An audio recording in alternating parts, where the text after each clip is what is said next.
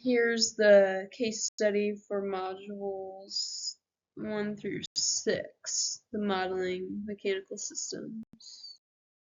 I did case study B, which I just showed on the right side of knowing like the mass 1 and mass 2 with the springs and the damper. And then here I did the analysis of going from frequency and time domain.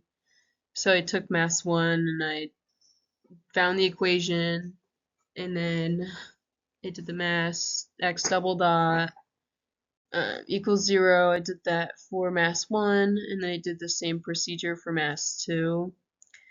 So for when I solved for mass 1, I solved for x2 in terms of x1, plugged that back in to mass 2 to find the transfer function x1 of s over f of s, which was 3s plus 5 over 2s to the 4th plus 17s cubed plus 44s squared plus 45s plus 20 is the transfer function of the whole system.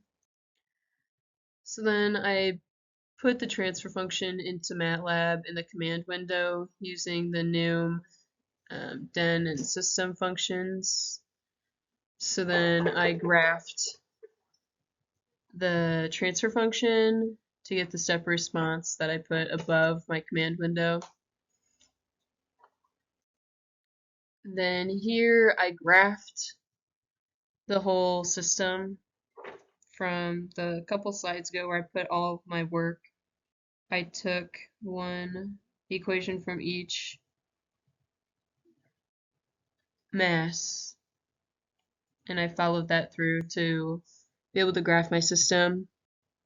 And here you have all the gains going from x1 dot, and then you have gains from x1, and same thing for mass 2. Then I went ahead and double clicked the scope to get my step response, which you can see here. And then I put it in the time domain using the transfer function that I found, which was the 3s plus 5 over 2s to the 4th plus 17s cubed plus 44s squared plus 45s plus 20. And I did that in the diagram above. I did the input over the output with the step function going to the scope. So I double click the scope and I have my step function below. And then for each one, I found the step responses on the graph. And as you can see, they're all pretty much the exact same. So it didn't matter which time or which domain I did it in, I still ended up with the same